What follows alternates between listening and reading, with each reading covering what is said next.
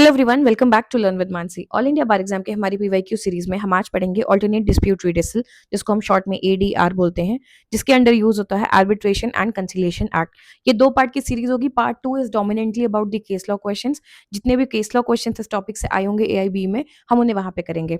इससे in total 4 question आते हैं, तो 2 बहुत छोटे छोटे लेक्चर्स होंगे एंड उन बेसिस पे you are good to go for 4 question.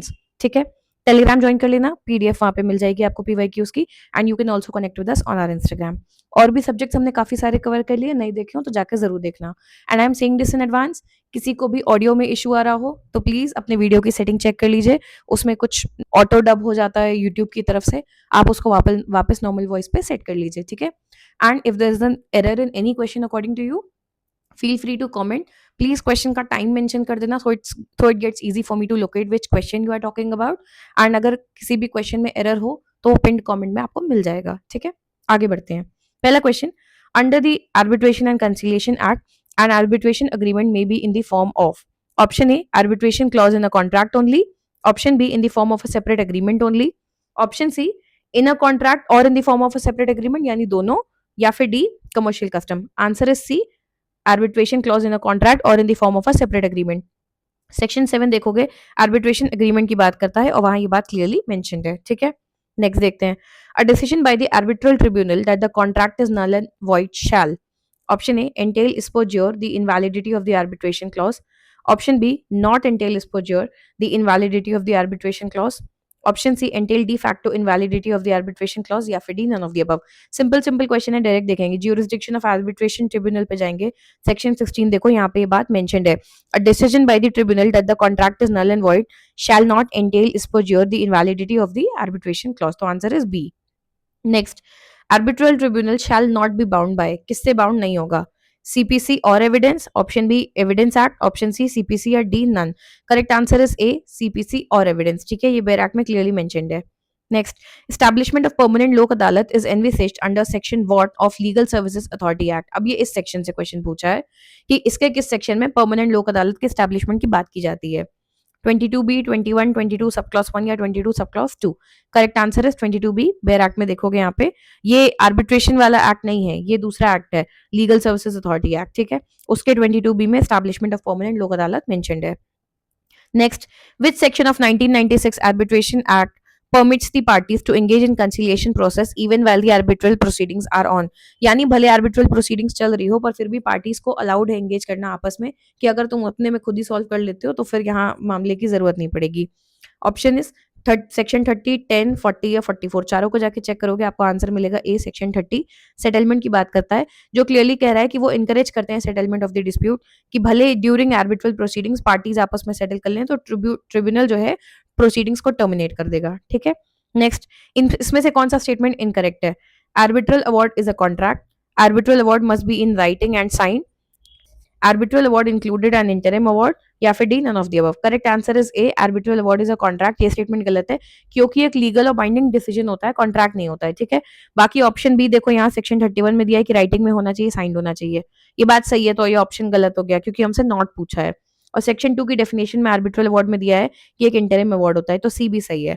तो बी और सी वैसे भी एलिमिनेट हो गए, और ए कहीं नहीं दिया है कि आर्बिट्रल अवार्ड कोई कॉन्ट्रैक्ट है, ये एक ट्रिब्यूनल का डिसीजन है। ठीक है, तो काइंड ऑफ जजमेंट टाइप का बोल सकते हो, कॉन्ट्रैक्ट नहीं है। ठीक है, next, the present Arbitration and Conciliation Act of 1996 is based on Constitution of India, Supreme Court of India guidelines, European Commercial Arbitration Procedure, या फिर UNCIT RAL।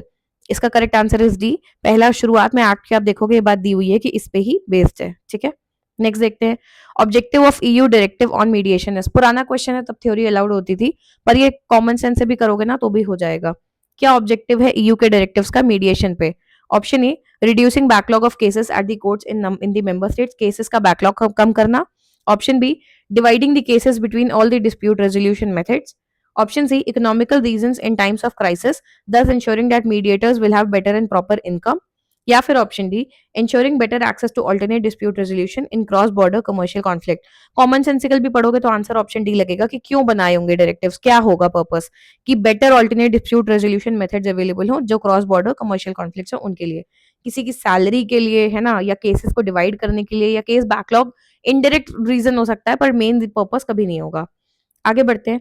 In most EU member countries, which of the following is the most visible form of ADR? Mediation, arbitration, litigation या conciliation? Litigation arbitration का तरीका ही नहीं होता है, तो ये आंसर तो ये ऑप्शन तो वैसे एलिमिनेट हो गया। इसका correct answer is B, arbitration. ठीक है। पार्ट 3 एक्ट का किस बारे में बात करता है? Process of conciliation, process of arbitration, enforcement of foreign award under New York in Geneva convention या फिर D all of the above? जाके देखो पार्ट 3 किस बारे में बात करता है। Answer is A, process of conciliation. Part देखना, चैप्टर पार्ट अलग अलग होते हैं, पार्ट 3 पूछा है। ठीक है। किस बारे में बात करता है? Conciliation. Next, language which is to be use by the arbitral proceedings कौन डिसाइड करता है? Tribunal, parties to decide by mutual understanding, petitioner या फिर defendant? Correct answer is B, parties आपस में डिसाइड करती हैं। सेक्शन 22 लैंग्वेज में जाओगे, parties are free to agree upon the language. अगर वो फेल कर जाती हैं अग्री करने में, तब ट्रिब्यूनल खुद डिसाइड करता है। तो अभी के लिए हमारा आंसर क्या होगा? पार्टीज डिसाइड करती हैं। ठीक है। Arbitral proceeding shall stand terminated, option A on making the final award, की जैसे फाइनल अवार्ड दिया प्रोसीडिंग खत्म हो गई। Option B by an order of the tribunal. Option C when the parties to dispute agree to terminate proceeding, या D all of the above? Correct answer is D, all of the above. Section 32 देखोगे termination of proceeding की बात करता है। Final award आ गया तो terminate हो जाएगी, ऑर्डर आ गया तो टर्मिनेट हो जाएगी, या पार्टीज अग्री कर गई कि ये मुद्दा यहीं खत्म कर दो तो भी हो जाएगा। एक्ट की बात की है, सेक्शन 18 टू 27 किस बारे में बात करते हैं? Conducting of arbitral proceedings, received and written communication, extent of judicial intervention या फिर awarding final decision? Correct answer is A, conducting of arbitral proceeding.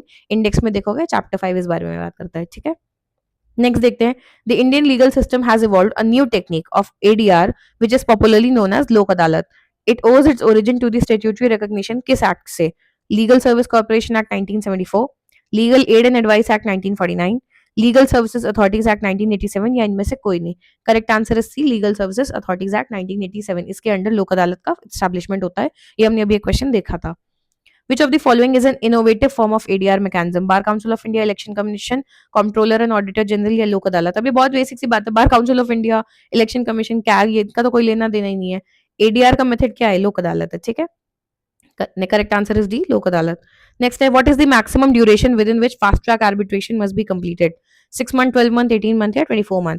Fast track arbitration ढूंढते हैं, देखो यहाँ प्रोसीजर दिया हुआ है 29B में, उसमें लिखा है the award under this section shall be made with in a period of 6 months. ठीक है। Next, waiver of right to object deviance from arbitration agreement is mentioned under which section? 7, 4, 6 या 22? करेक्ट आंसर है section 4। Section 4 को देखो नाम ही यही है, waiver of right to object. ठीक है। 6 बात करता है एडमिनिस्ट्रेटिव असिस्टेंस के बारे में, 7 बात करता है आर्बिट्रेशन एग्रीमेंट के बारे में, और 22 बात करता है लैंग्वेज के बारे में। नेक्स्ट देखते हैं, reference to arbitration is provided in which section of the act? 7, 8, 9 या 10? ऑप्शन बी सेक्शन 8 सही आंसर है। देखो 7 एग्रीमेंट के बारे में बात करता है, 9 बात करता है interim measures etcetera taken by the court, 10 बात करता है नंबर ऑफ आर्बिट्रेटर्स में, सेक्शन 8 बात करता है power to refer parties to arbitration where there is an arbitration agreement. लोग अक्सर 7 और 8 में कंफ्यूज होते हैं, तो प्लीज ये याद रखो 7 जो है वो आर्बिट्रेशन एग्रीमेंट के बारे में बात करता है, ना कि सिर्फ आर्बिट्रेशन के। रेफरेंस टू आर्बिट्रेशन कहां बात होती है? सेक्शन 8 में, power to refer to arbitration. ठीक है। Next, arbitral tribunal shall not be bound by what in the determination of rules of procedure? ये क्वेश्चन हम पहला कर चुके हैं। सीपीसी एविडेंस, सीआरपीसी या both CPC and evidence? Answer is D, both. देखो सेक्शन 19 में क्लियरली मेंशन्ड है। ठीक है। Which of the following section deals with arbitration agreement? अभी पढ़ा था 6, 7, 8 या 9? Answer is section 7, option B is the answer. ठीक है। We are done with part 1 here. Part 2 में कुछ बेसिक क्वेश्चंस जो लेटेस्ट ईयर के हैं वो होंगे, और उसके अलावा जितने भी केस लॉस के क्वेश्चन हैं एडीआर के टॉपिक के, वो सारे होंगे। ठीक है। उनको मैंने एक स्पेसिफिक पार्ट में कर दिया है ताकि आपको जो केस लॉस को लेकर प्रॉब्लम होती है वो भी वहां पे कवर हो जाए। ठीक है। सो आप ये 2 छोटे छोटे वीडियोज हैं, इनको कवर कर लोगे तो आप 4 क्वेश्चन के लिए you are good to go. बहुत पतला सा बेयर एक्ट है और बहुत ईजी बेयर एक्ट है, इसको मिस मत करना। बहुत छोटी सी टाइम इन्वेस्टमेंट है और अच्छा खासा रिटर्न रेशियो है। 3 से 4 क्वेश्चन बहुत सेफली आप इससे कर सकते हो। ठीक है। किसी भी क्वेश्चन में कोई भी डाउट हो कमेंट में पूछ लेना। I would request you please time mention कर देना कहाँ पे वो क्वेश्चन दिया है, अदरवाइज मुझे पूरे वीडियो में ढूंढना पड़ता है कि किस क्वेश्चन की आप बात कर रहे थे। ठीक है। और एक बार पिंड कमेंट जरूर चेक करना अगर कोई भी पहले से है, क्योंकि अगर कहीं कोई एरर है तो वो वहां पे मेंशन होगा। ठीक है। एंड प्लीज ऑडियो चेक कर लेना आप अपनी सेटिंग्स में। ओके। चैनल को लाइक, शेयर एंड सब्सक्राइब करना। Stay tuned, keep watching, bye bye.